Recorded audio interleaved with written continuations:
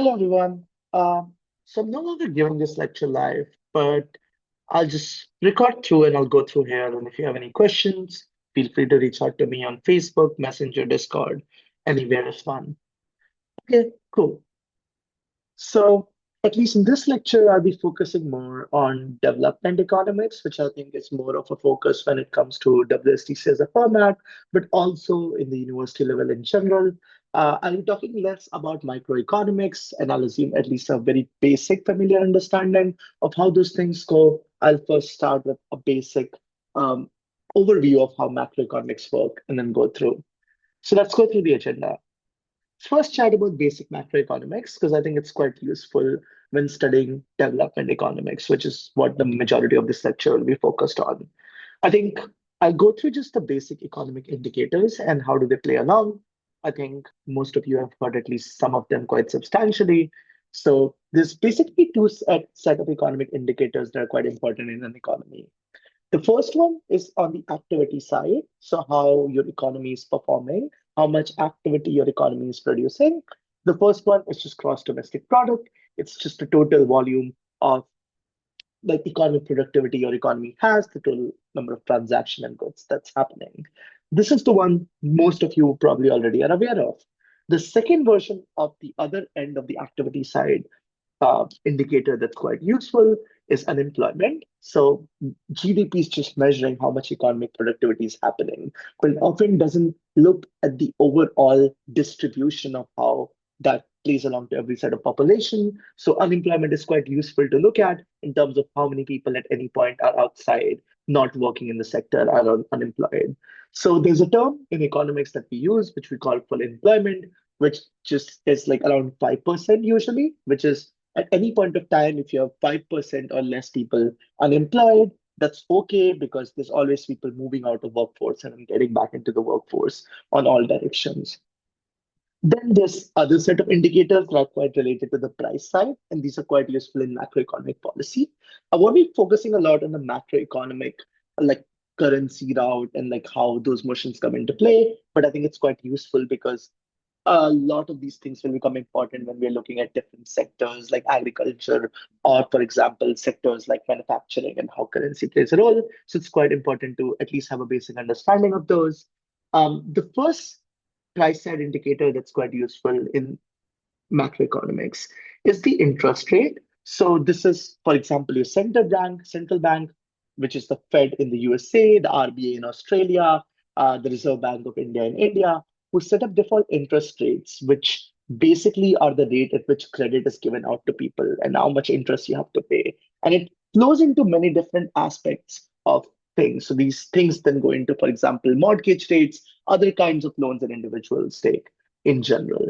They also have a direct like effect on your currency value and inflation. So interest rates and inflation have opposite correlation. That is, when you raise interest rate, inflation often goes down because raising interest rate means that in most instances, people are now borrowing less money because they have to pay more and more interest on it, which starts like under, so economy was overheating, it starts cooling down the economy, meaning the inflation stops going down because people are spending less money because they're borrowing less money.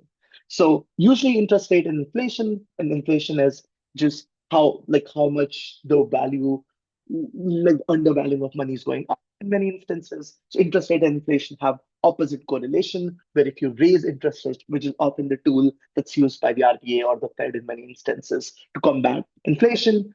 Um, Other price measures that are quite interesting or useful, but maybe not as useful to you in debate context are things like exchange rates and things like price index. So they often just tell you in what instance, for example, how your currency is doing compared to other currencies, whether your currency is stronger or weaker, etc. So let's get move directly into development economics, which will be the major chunk of this lecture, and I think also the kind of motions that we'll be going through. And I think they become quite important in the kind of flashes that happen in debate. So at least in this lecture, I'll mainly go through like three set of main topics, which is the three sector model, the roadblocks to development that happens once you understand these three sector models, and maybe core clashes like nationalization and privatization and things like tariff as we get time. So before we start, here's like three motions that from like a WDC last year and WDC this year that sort of show you like how these clashes and how understanding how development economics work can be important around. The first motion is from Vietnam WDC, which is mostly about domestic agriculture in India and removing restriction on interstate farm commerce in India. For many people, if you're not aware with how agriculture sector works, this sound can be quite terrifying. The second one and the third one are from WDC 2025 this year in Panama, where I was judging. And the first one is more about India prioritizing policies to reduce economic inequality rather than policies that aim to like drive growth.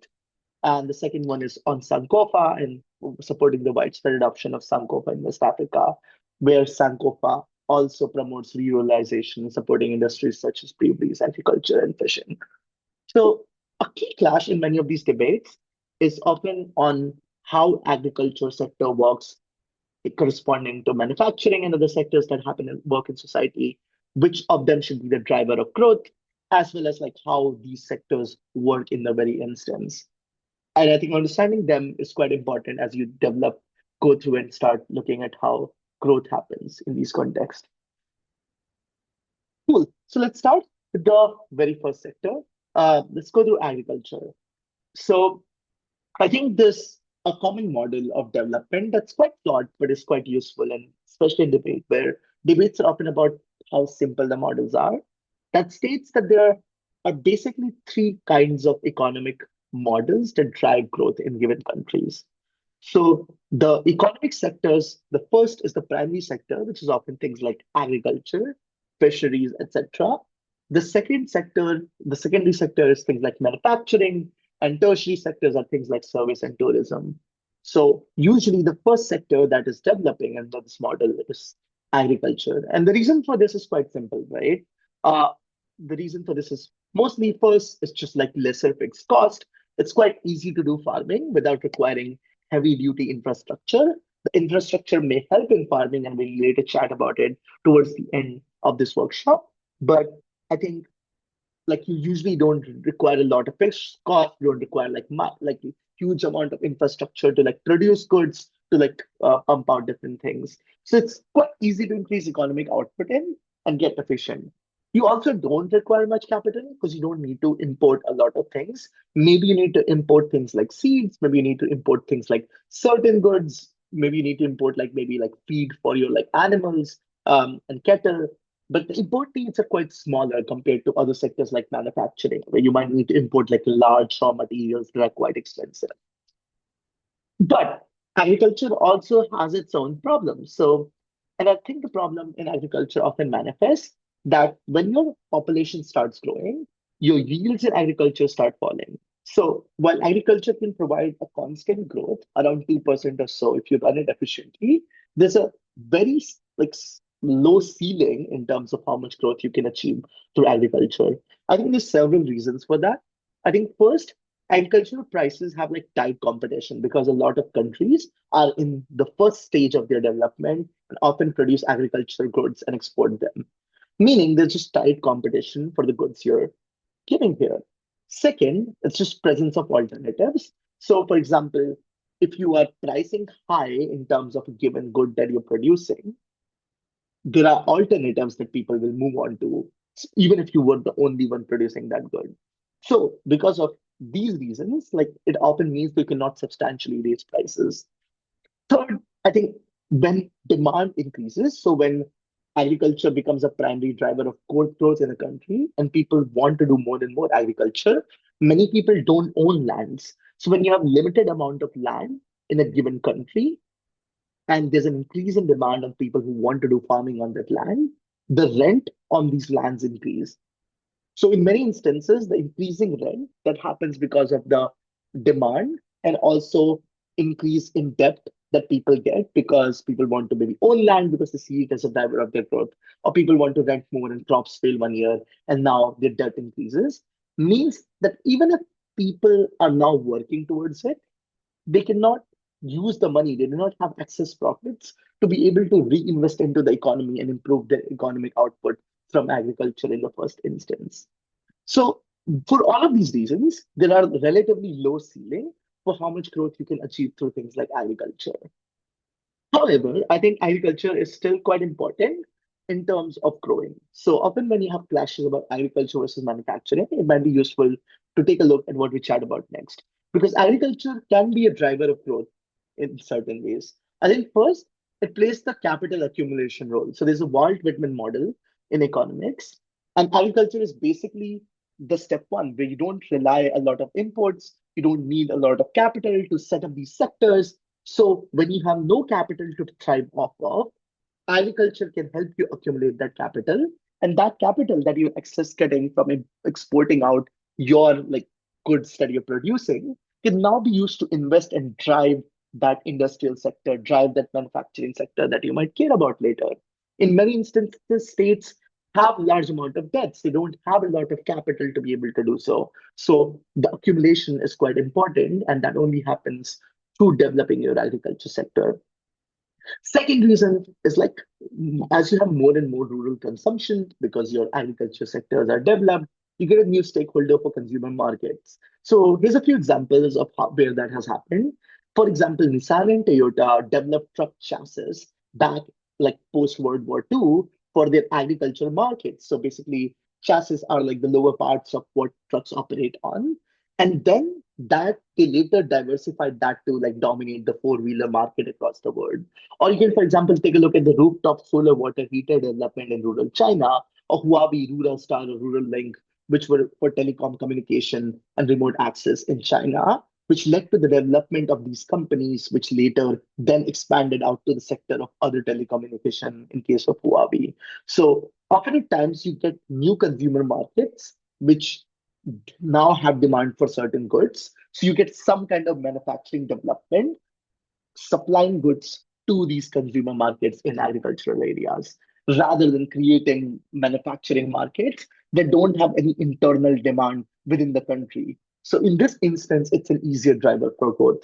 I think third is in many instances, you have limited foreign reserves. So you only have limited amount of money available for trade and your income increases because you're getting more and more growth, people have more and more money, you can probably get stuck in an agriculture import trap.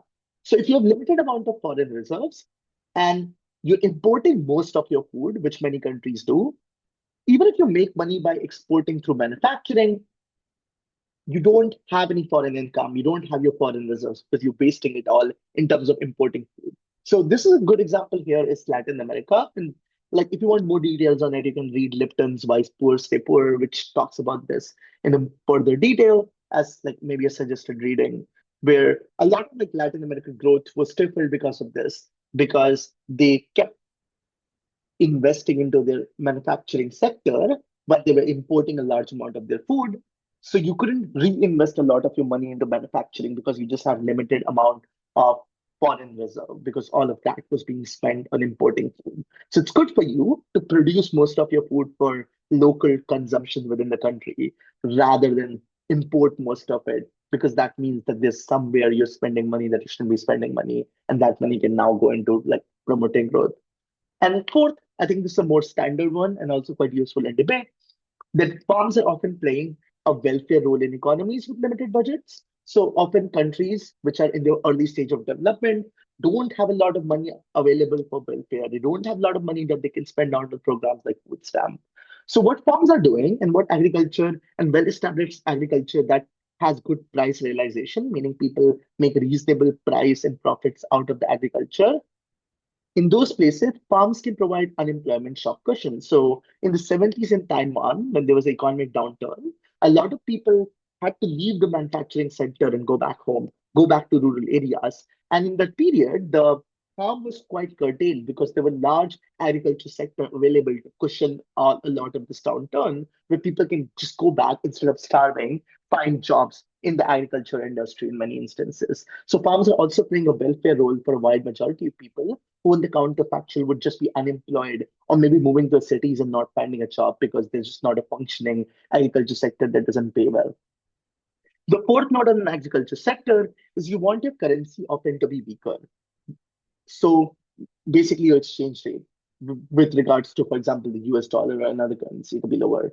And the reason for this is if your currency is weaker, your exports are more competitive.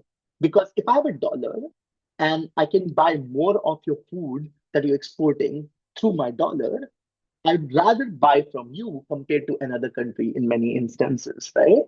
And this means that as my exports become competitive, i.e., the good I'm selling to other country becomes competitive, I can now produce more and sell more. I have more money. I capture more market share of, for example, rice across the world.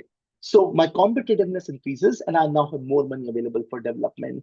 But also on the inverse side, I just have more revenue available in domestic terms because I'm getting more money out of the dollar rather than if my currency was stronger in the first instance. So agriculture is an export-based economy. You want your currency to be weaker, often in export-based economies because you just have more competitive exports and you just get more money in domestic terms.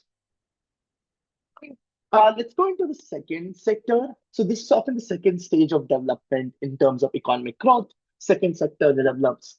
Um, so the reason manufacturing often is not the first step in terms of agricultural, in terms of economic growth, is because there's often a large amount of fixed cost required for it, right? So manufacturing often happens in larger factories where you're putting and assembling products, where you're converting and smelting like large raw materials into the kind of goods you're producing. So, in many instances, you just have large fixed costs. You need to set up large industries. You often need like larger equipments rather than compared to like agriculture, where you have less things required in order to be able to jumpstart. Like you need seed, you need maybe certain fertilizers, but the net fixed costs are relatively low. It also requires like more capital, so you need more money invested into it because you have to import things like raw material and technology. So many times you might not even have raw material that you need to import things, or you might have unequal distribution of it. You might need technologies for like smelting or like producing or the infrastructure to be able to do so. And this also requires a reasonable amount of money to be able to do so. So unless you have a reasonable amount of capital that we often accumulate through things like agriculture, it's hard for you to be able to pivot to manufacturing. There's certain struggles that also exist with regards to manufacturing. I think the first one to note is just like supply chain vulnerabilities. So when you're manufacturing, you're often importing a lot of raw material, you're importing a lot of technology from other sectors, and so your supply chain in many instances might be vulnerable in terms of like price fluctuations that happen in global trade. The second thing to note is that your imports, and because you often import a lot of things, can lead to like debt accumulation. So this is relative. You're importing more compared to agriculture, where you only need basic forms of import. So the import requirements for manufacturing is usually larger than import requirements for agriculture.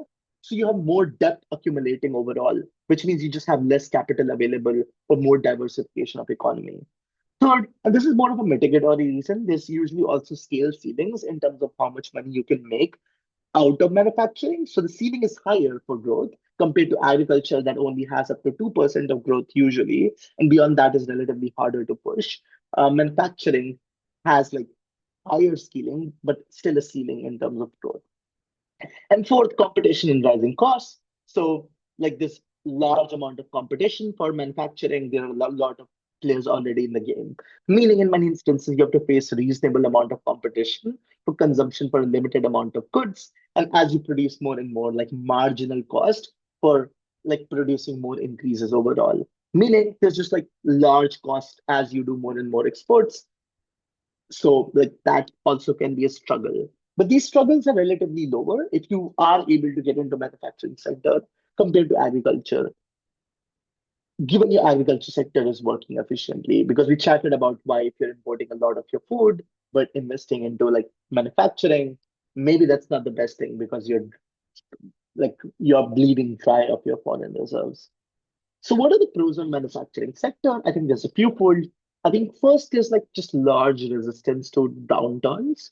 So these often manufacturing doesn't require on like seasonal things. Often your crops failing can happen and can stop your economy's functionality immediately. The year like monsoons not hitting in India, for example, etc. So manufacturing is often more resistant to the kind of downturns that exist in these places. Second, I think there's just more profit margin on goods. So you can take first, you can make a larger amount of money from the goods that you're making compared to agriculture, where you cannot raise prices too much because people will just move to alternatives. but also like as we chatted about, like it's just harder to like raise prices because there's just too much agricultural competition on goods too.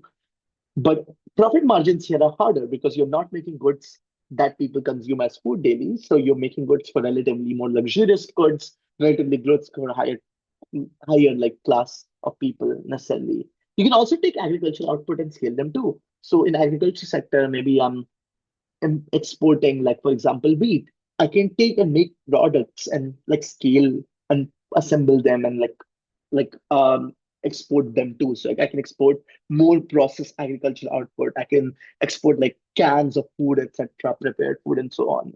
So you're basically manufacturing and scaling agricultural output, meaning you're able to raise far more profit. I think third kind of way that manufacturing is good for you is the kind of urbanization infrastructure development that it requires. So oftentimes industrialization requires like far more kind of um, infrastructure around places. You need transportation, so you need to transport like large, like heavy goods. You need to build roads in many instances. So there's reasonable amount of infrastructure development that often accompanies manufacturing sector growth. Fourth, I think this is just more skill development. So manufacturing requires more specific skill than agriculture. So people are now getting more vocational training to be able to do so. Agriculture does require skill, but it's often relatively like not too specific compared to maybe like producing specific kind of skills for the kind of manufacturing that you're doing that can scale. Uh, Finally, like there's just higher productivity levels for the goods you're producing. Uh, Usually you have like balanced currency, but rather you still want your currency to be the weaker end because the same reasons as agriculture applies. You want to be competitive in your exports and you get higher revenue in domestic terms. So if your currency is weaker, that's fine. But in this instance, because you're also importing raw materials more, usually maybe it's striving more towards balance. So being more weaker currency doesn't help. But there's probably a good balance somewhere where you want to be at the right point of your currency because you're importing raw materials and you're exporting goods, and exporting helps your currency be weaker while importing wants your currency to be stronger. Okay. Uh, Third kind of sector is the tertiary sector. So usually tertiary sector involves everything other. We'll talk more about the service sector, but tourism is also another example of how this manifests. And tourism is also a sector where you want a weaker currency because you want more people to come and spend money in your nation. But let's talk about service because usually this is the final stage of development is a service economy where countries often move towards providing services. So this looks like, for example, US like providing financial services, IT services, other kinds of services to the rest of the world. So often these economies tend to import more things. And the reason for that is like you just have increased amount of capital available. So this is the last stage of development. So you're importing specific and more diverse kind of products from around the world because people's quality of life has increased. So you have increased consumption of different kinds of goods because your basic standard of life has increased, but diversification has increased, what consumer demand has increased. You are also importing a lot of intermediary services because your service that I'm producing on my financial sector might require another service that I might need to use through offshoring, and it might be cheaper. So that calculus also comes into play.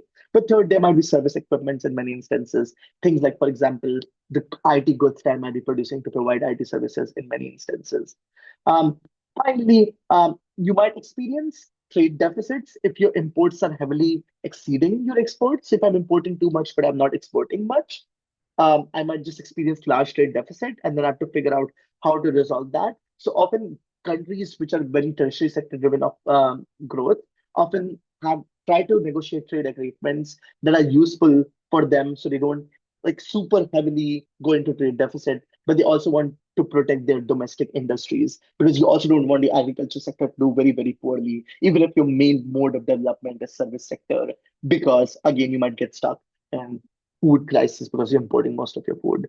Finally, education investment is also heavily important in service-driven sectors because a lot of services you're providing require training. So if I'm doing IT, if I'm providing banking, requires a lot of education. So in terms of differences in skill level, service-driven sector requires the most amount of skill growth and therefore is the hardest one to do. So you need a large amount of capital, you need a large amount of educational investment so you can go into the service sector.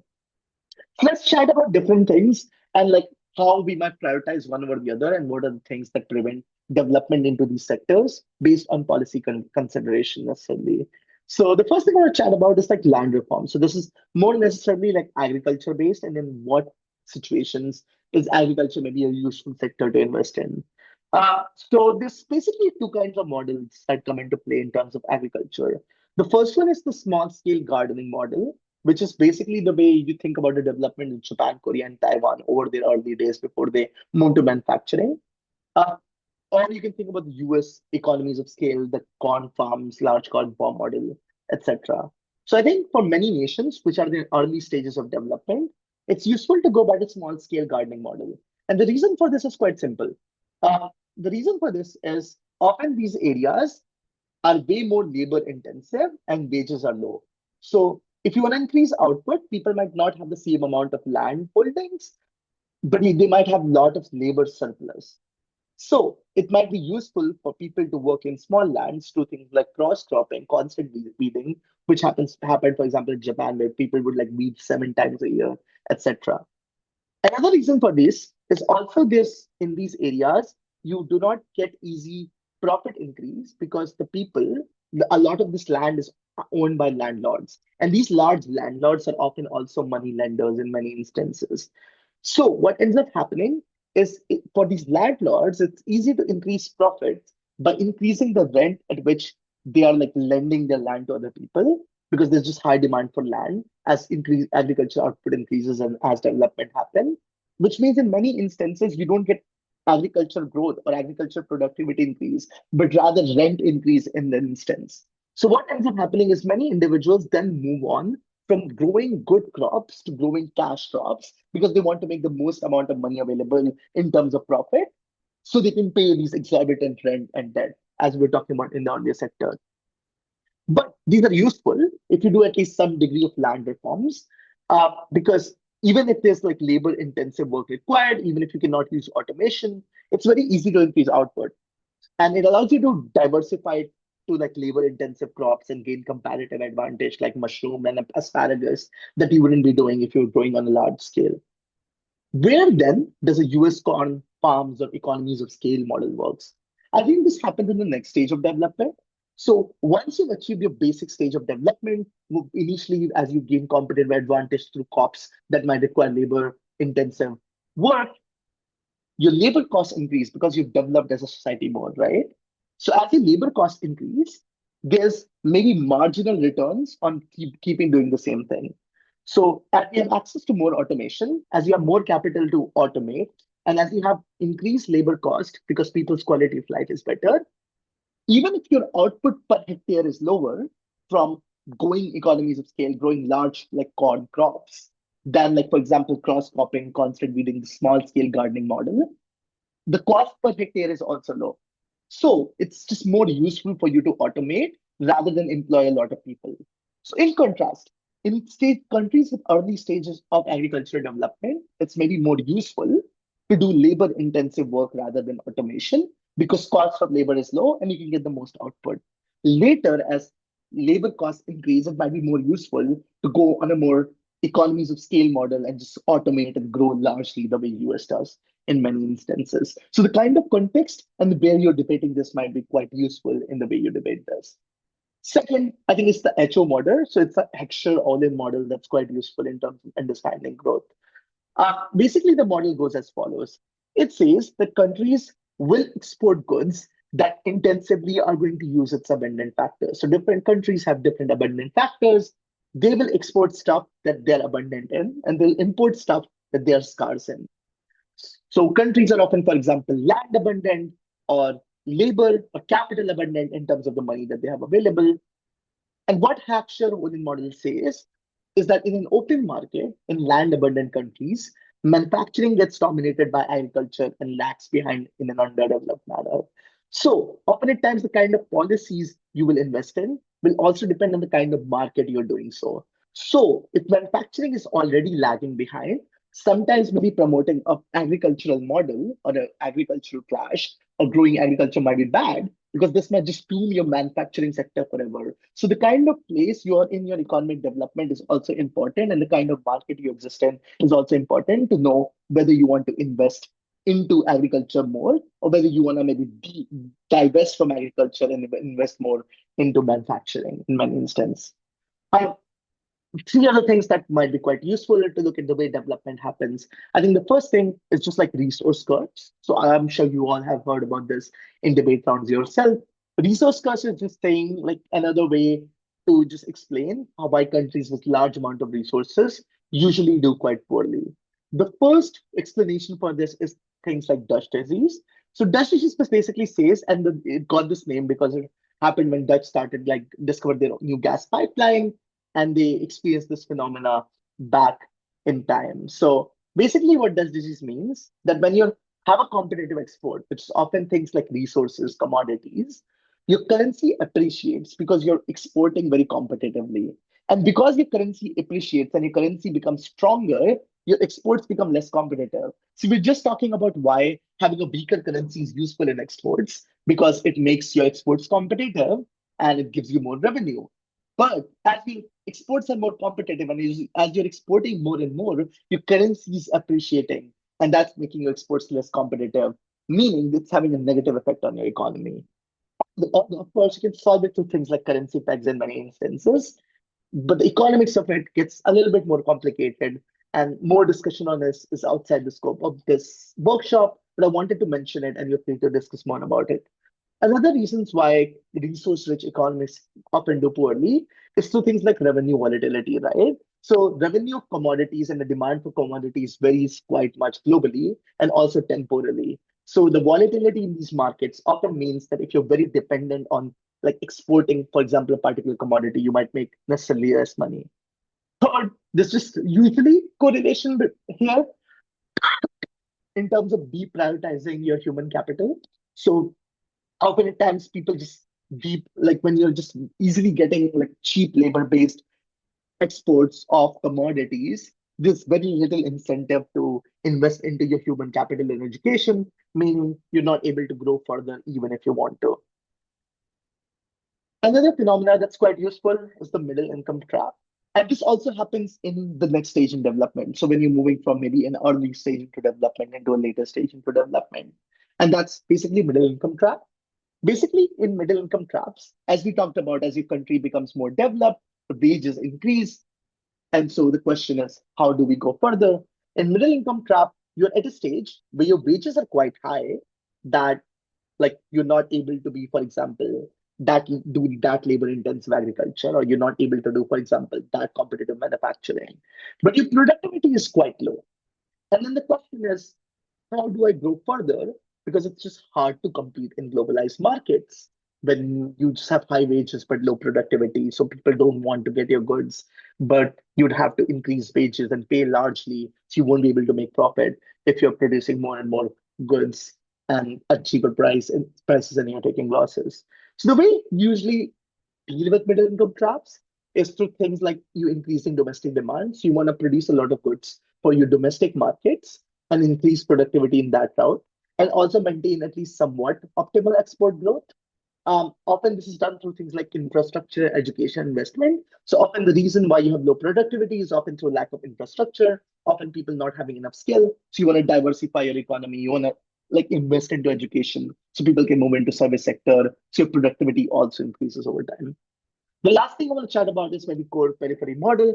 Um, Basically, the gist of this model is that oftentimes in regions, there's inequity between development. So even countries and regions don't develop altogether homogeneously. There's regional inequalities because core regions accumulate economic wealth and resources, while periphery regions experience lack of investment and development. I think you can also see this through the growth of many different countries, where you will have centers of epitome. You'll have urban centers that often see a lot of development, while you don't get any development and investment into rural areas in large regard. So core periphery model basically explains that even if you have growth and development, it might not happen uniformly. And that might be useful to talk about in many instances when we chat about growth, because growth is not always just a net good unless it's improving like overall growth and overall like trickling down to every sector, not just one sector itself. Okay, cool. So I'll go through like some basic clashes on privatization and nationalization too. Because I think they're also quite important in terms of development of sectors and development of economies itself. I won't go through much detail because I feel like these are different clashes, but I think at least in states and the way developing nations work, I think it's quite important because they often have state-owned enterprises and the way their politics works and the way their policy works is quite important in economic rounds too. I think first, let's chat about just like nationalization. Like, why would you even want to nationalize any sector of your economy? Usually, there's like three to four set of stock reasons for why this is the case. First, in terms of nationalization, I think there's always a question of accountability, i.e., private sector is often not held accountable. Often they have profit incentives and they don't necessarily care about people. The second is in terms of private exploitation that private sectors might exploit by increasing prices, by hurting the labor, like by like exploiting the labor that participates in it. Third, in terms of natural monopolies, and we'll chat about natural monopolies separately in a little bit. So I'll not explain that very much here. And fourth, by things like regulation being inefficient and giving reasons why regulation might not work, either through IP rights or patent, etc. The reason you might want to like run privatization is usually forms that falls into two to three to four categories. I think first is the diseconomies of scale on the governmental side. So there's often a lot of bureaucracies and inefficiencies that exist on the government side of like house. So governments are often very bureaucratic, they're efficient. There's often corruption and accountability issues. Otherwise, so you'll just get a clash in terms of what's more accountable, private companies with their quarterly calendars or governments with like their 5-year calendars in terms of their elections. And similarly, on the regulation, you'll be arguing often why regulations effective in terms of privatization. Let's chat about natural monopolies because I think that's where we get interesting, and that's where you might see debates of state-owned enterprises of why states should own certain things or not. So, natural monopolies are different from any other kind of monopolies because they usually have abnormally high fixed costs compared to marginal cost. So usually when you're producing a good, you have fixed cost, which is the cost needed to start things, right? And marginal cost, which is every time I increase by my output by one, every time I produce one more phone or I produce like one more product or good, the cost extra that is needed. National monopolies are often interesting because they have abnormally high fixed cost. So a good example here is maybe building a train infrastructure in a place which doesn't have trains versus maintaining a train infrastructure, doing maintenance on the trains that exist.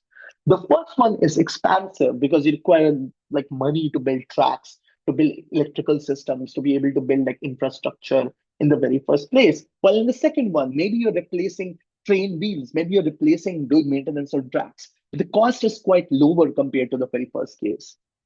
And natural monopolies are just products of economies of scale, right? Because in most companies, if I'm increasing production, that's leading to increase in cost.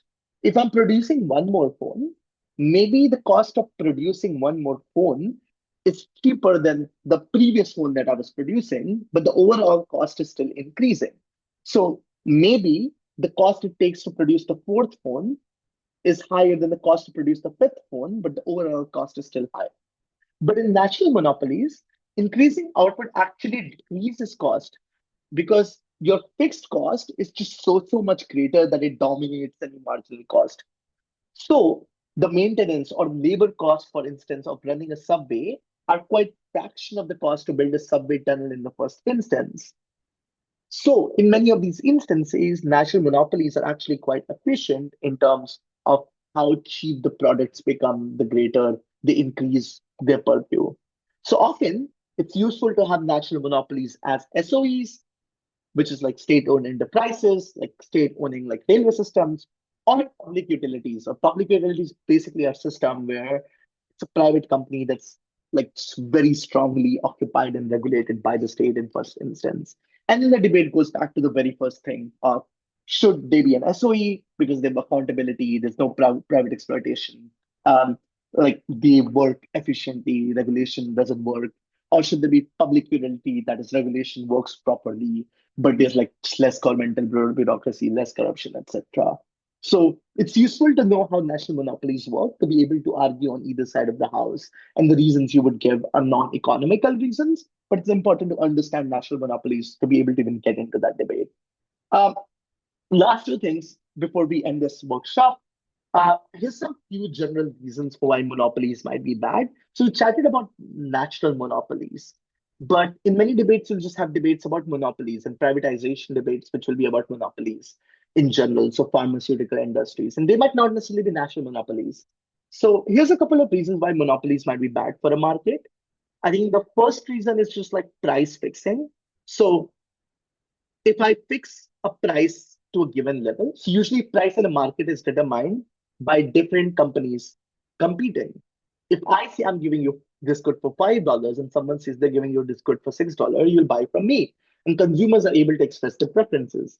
But if there's one or two companies in a market and they are able to fix a given price and they can fix it at a high level, low income consumers are not able to buy this anymore. And this further entrenches the monopoly because the pricing just like drives out competitors. Like no one else can compete at that price. So they can also like lower the price and drive someone out of competition. So their capacity to fix price at whatever level is quite useful for them. This is also bad because this leads to something like called cost push inflation. So because of the cost moving up, the cost of the good they're selling moves up. And so overall, other things associated with that goods cost also increase up because other things also use the good that they're selling. And so you just have overall consumer price inflation because one company is raising the price level above what is the equilibrium level. So you get cost push inflation because cost increased and every other good that was in the ecosystem of that good had a price increase. And so just overall price of other goods which are dependent on it increased. Second, there's inefficiencies on productive and allocative level. So this often looks like, for example, deadweight loss. So a lot of people who are maybe interested in buying the good, so they're willing to buy the good because it has more utility than what its equilibrium pricing would be, but they're not willing to buy the good at a very high price level. So you just have a lot of people not buying the good and moving towards like alternatives. But also on just like productive inefficiencies, because they often are just like maybe overspending on labor or they're not making the product in the most efficient economical way because at the end of the day they can just fix at whatever level and make money, so they're quite careless and negligent about the way they're developing it compared to companies that have to stay competitive in order to make profit. Third, I think just quality of product is lower. They don't have to care about quality because they don't have anyone to compete with. Fourth, innovation. They can keep selling the same product rather than innovate to make better products in the counterfactual. Fourth, just harms to labor. So if you're the only company in a market, what you can get is a kind of monopoly where if I have a particular skill and you're the only company that can employ my skill, I have no option but to work for you because no one else can employ me. Which means you can pay me whatever the fuck wages you want to, whatever kind of wages you want in the first instance, or you can like give me uh, you can exploit me to whatever degree. You can not offer me the kind of rights I have in many instances. And this often happens, for example, in mining towns, for example, right? Where the only kind of infrastructure you have is mining and the wages you might have might not be as high. But finally, there can be things like price discrimination. So you can just offer different prices to people at different levels. Different people get different prices. You can also see these things in like credit price discrimination, where different people get different credits in many instances. Finally, let's chat about tariffs to end this like workshop. Um, Tariffs are when you charge a given money for just importing a certain good. So you're saying, oh, if you want to import certain good, I'll charge a given tariff value on this particular good that I'm exporting. I want to note that in cases of tariffs, the money often is not paid by the individual which is bringing the good inside the country, but rather the company that's importing the good from the foreign company. So often the tariff prices are reflected in the price that the consumer pays, and it's not a tax paid by the company that's making the profit because they just say, oh, we won't just import in your country, you pay it, the prices will raise. So, like in both the sectors of agriculture and manufacturing, tariffs can be useful, mostly because as you're growing as an economy, they can protect domestic farmers, they can stabilize prices, they can increase your market share and job preservation, especially in nascent sectors. But the problem could be that A, on a geopolitical level, you might get retaliation from the country you're putting tariff towards. You might have higher consumer prices. As I told you, as tariffs increase, maybe that good you don't produce internally at all. So the only way you have is importing, and now you're importing and you also have to pay a tariff, means the price of that particular good increases. So maybe if I'm importing corn, maybe I don't produce corn at all at my home. And just because I have to import it now, the tariff means the price of it increase. So while it can help protect the market share of the good you're importing, so you just don't start importing food at lower prices and damn your local farmers, so your domestic demand remains constant.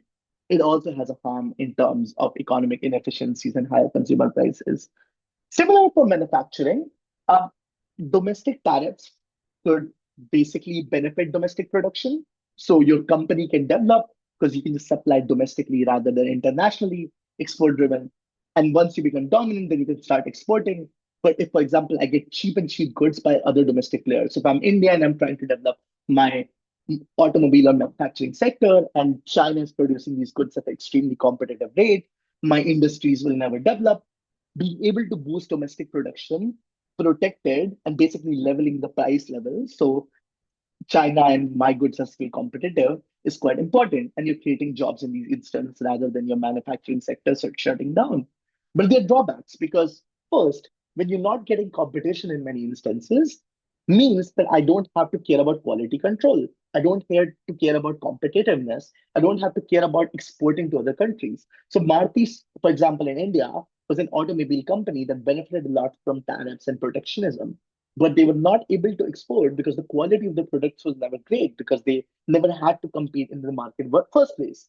Secondly, like just you just again get the problems like higher cost for consumers and businesses because at the end of the day you might still just import certain goods like luxury goods, etc., luxury cars, and these will have just higher prices. And this is the reason, for example, an expensive car is super expensive in certain states because of higher tariff rates that exist, etc., and might be useful to directly buy a car from that country and bring it in. So in many instances tariffs can be useful for your trade, for your development as an economy, in the way your certain sectors develop and move, but they can also be bad in terms of you being competitive in your exports. Maybe you develop better, but maybe you don't make products that are still exportable. Yeah, that was my mini sort of like lecture on development economics. If you all have any questions, feel free to reach out to me on Facebook. I'll be happy to chat about this on more detail. Um, and hopefully, yeah, like if you have any questions, just reach out to me or reach out to the workshop holders. Thank you.